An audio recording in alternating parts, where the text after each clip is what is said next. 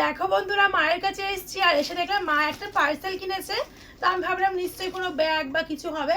বলছে মা নাকি ব্লাউজ বানায়, সে জড়ি কিনেছে। ভাবো কিরকম, মানে মা পুজোর সময় জড়ি কিনেছে, তার কারণ হচ্ছে মা ব্লাউজের কিছু অর্ডার পেয়েছে, সেই অর্ডারে কাজ করবে, সেই জন্য মানে মা এরকমই, কোনোদিনও নিজের জন্য কিচ্ছু কিনবে না হাতে ধরে। যদি মানে মা বাবারা বোধহয় এরকমই হয়। এটা খোলা না খুব ডিফিকাল্ট, আমি একটু দেখবো, নিজেও দেখবো কেমন এসছে। আসলে মা তো মিশো থেকেই ফার্স্ট টাইম নিজে অর্ডার করেছে, এর আগে কোনোদিনও করেনি।